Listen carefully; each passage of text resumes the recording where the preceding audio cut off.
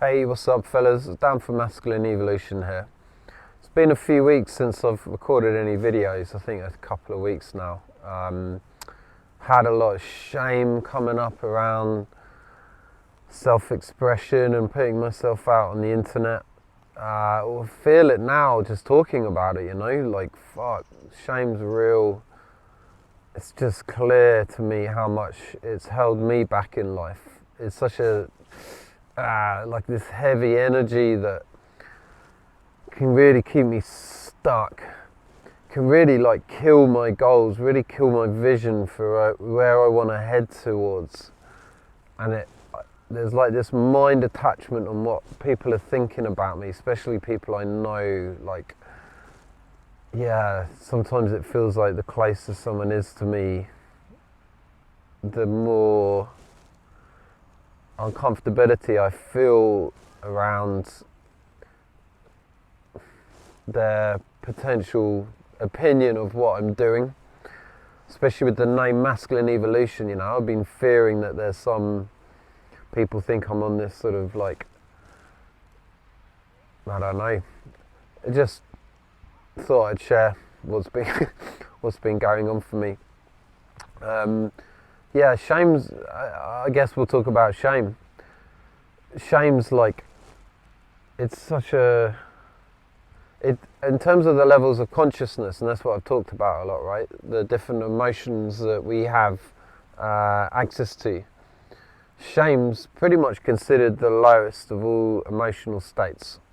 So if you think about it or you feel into it, you'll realize that all emotions come experienced as frequencies. This idea of frequency and energy would have put me off listening to a video like this in the past, but it's just reality as I see things now. Emotions contain a frequency, and if you think about it, fear is a very different frequency to anger. Anger is a very different frequency to courage. Courage is a very different frequency to grief, to apathy. You'll notice that each emotion has a particular frequency, and the emotions are charted in order of frequency as known as the levels of consciousness. And these different levels are essentially the lens through which we see the world. When we're in a state of fear, we see things to be afraid of. Our brain looks for things to be afraid of. But when we're in a state of courage, we look for things that we can achieve in life, essentially. Now, the world is full of things that are going to hurt us and things that can help us to achieve things. Both those realities are existing at the same time. It's just that the emotional state we're dialed into is what we see in the world. Almost like we're the radio receiver, and the different radio stations are the different levels of consciousness. I hope I haven't lost a few of you. Probably have with that, but there we go.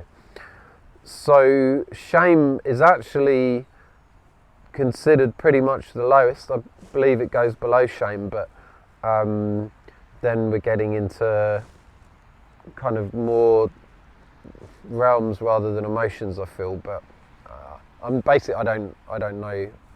Although I feel I've travelled beyond or below that level of fear, I can't really speak with much authority as to what exists below that. But I don't think that's too important right now. Shame is this feeling that we're bad in some way. That it's that feeling that comes up that, for me, it's like this sort of quite a yucky feeling in my belly, and it can really like just halt me in my tracks. And I noticed, because of the shame that was coming up, there was this really strong desire to go back to certain habits and addictions that I had let go of. Like, those habits and addictions is the thing that I need that's going to allow me to not have to feel shame anymore. Now, shame exists, I believe, under the surface in almost everyone. Talking about shame for a lot of people is a very, very, very uncomfortable thing to do. But the more you can start facing your shadow sides, facing the parts of you that you're hiding from other people or maybe hiding from yourself, just the more normal it is to talk about. Because we've brought something from the shadow, an area that we're unaware of, when we bring light to that, so we bring our awareness. And let's say for this example, we're talking about shame, it just becomes a natural part of who we are as much as all the other parts. And therefore it becomes a lot easier to talk about. This kind of idea I see is almost like an iceberg. So if you see your mind or who you are as an iceberg, the iceberg is invisible, 80% of it is invisible, right? That's under the surface as 80%, and 20% is above the surface. So we look at an iceberg and it might look like a little mound of ice, but underneath is a huge chunk of ice that we don't see. So the visible part of the iceberg is like your conscious mind. These are the things that you're aware of. These are all the parts of you that you know, that you consciously know of. And then the part of the iceberg that's under the water, part that's invisible, is your unconscious. And this is all the stuff that you've no idea that you carry. Now I feel in humans there's a third element in between, in the middle. So there's the things that we're consciously aware of and the things that are visible to other people. So you might be very comfortable having other people visibly see you being happy. But you might have a lot of avoidance over some people seeing you sad. So the happy you is on the surface. You're happy for everyone to see that side of you. But if you've learned that your sadness is bad or that it's wrong, you're probably going to hide your sadness. You'll almost find it impossible to access the visceral experience of sadness when people are around you, which is sad because you need to feel sadness in order to release it. That's just how it works.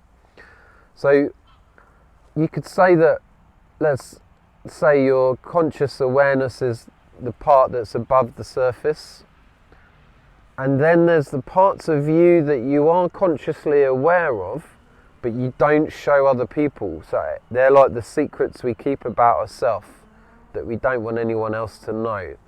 That's kind of like the midway between the conscious and the unconscious, right?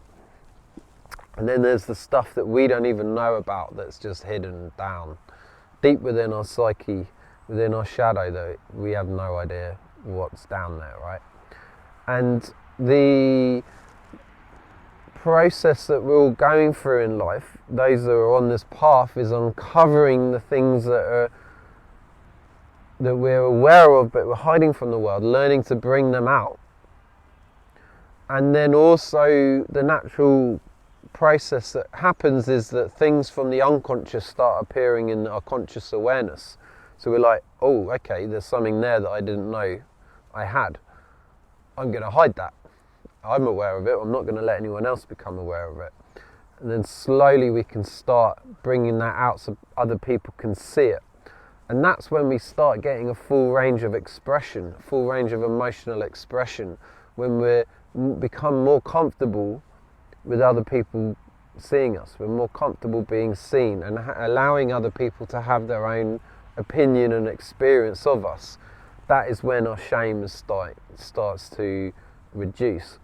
So I was born and currently live in England, and England has a lot of very unhealthy belief systems about how we can behave and act.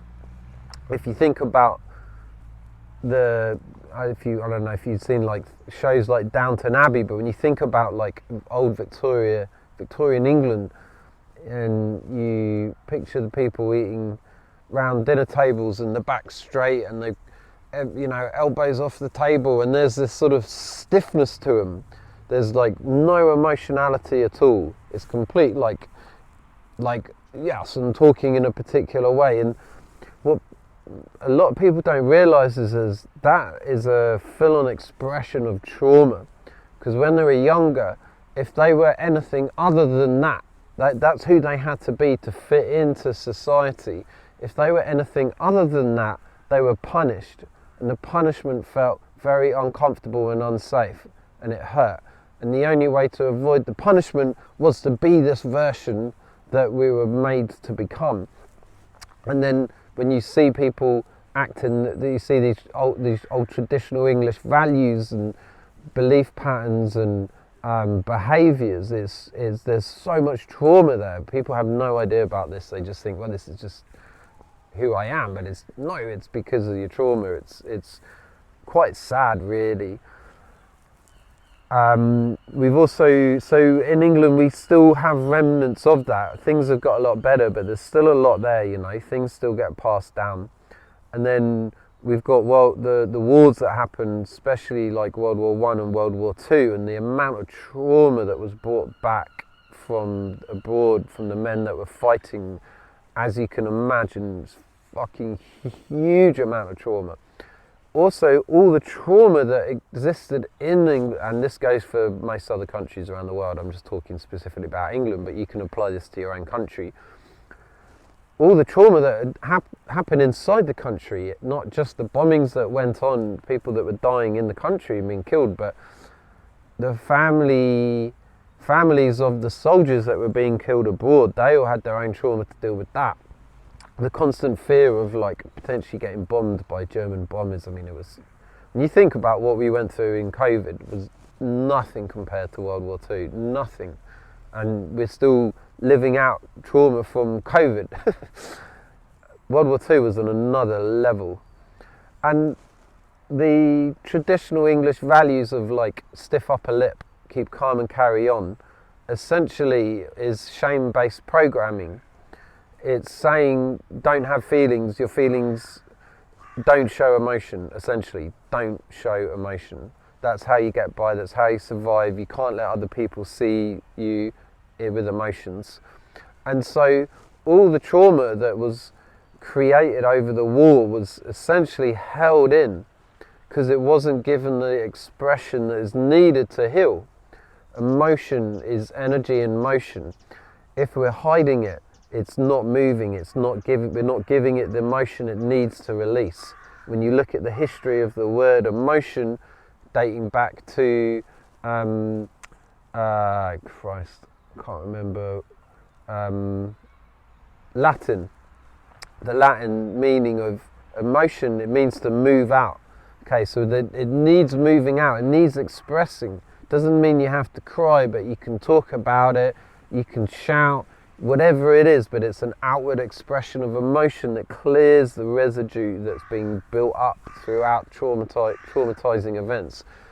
So there was a whole nation of traumatized people, and because of the fear-based and the shame-based programming that we had to hold it in, and then it got passed down to the next generation, and then it's just getting birthed into the next generations. And so what's happening now with this like awakening, people are like waking up to the trauma that they're carrying within and realizing that what we're carrying is just being passed down, and now it's our job to fucking do our best to clear it out and to feel it and to express it, and therefore it doesn't get passed down so much to the next generations. It's kind of like quite a crazy thing when you think about it.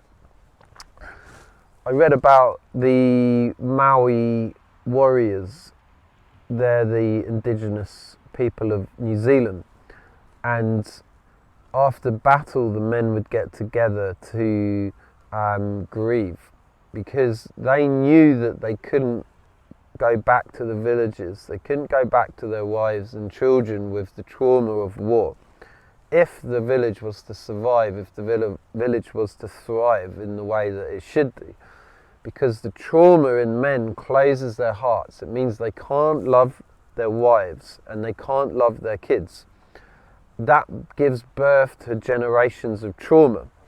The women need to love, be able to literally have their hearts open and be deeply present and loving with the kids in order for them to grow into healthy adults.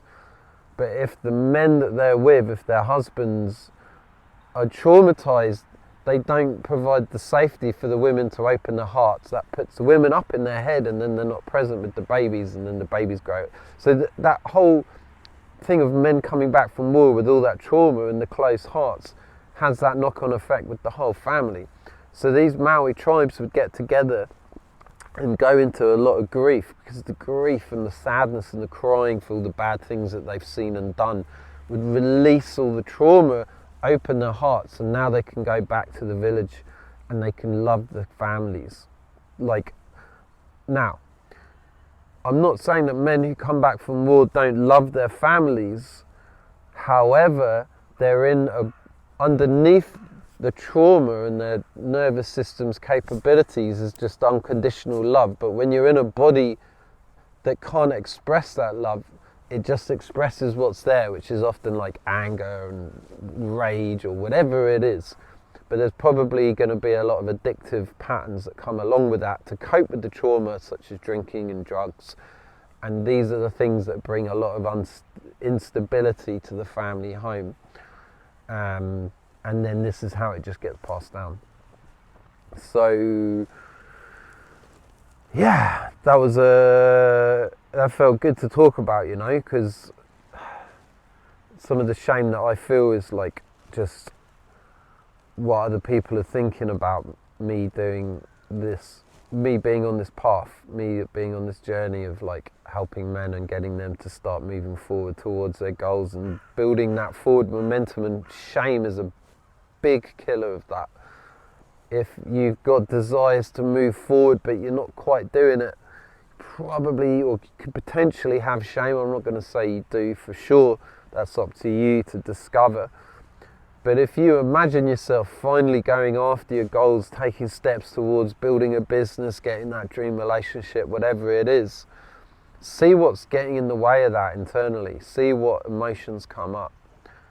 And it could be that if you want to start making money online, you've got to put yourself out there like I am. Can you do that? Or is there these heavier emotional energies that you're carrying with you that's really stopping you from going towards your goals and creating the sort of life you want?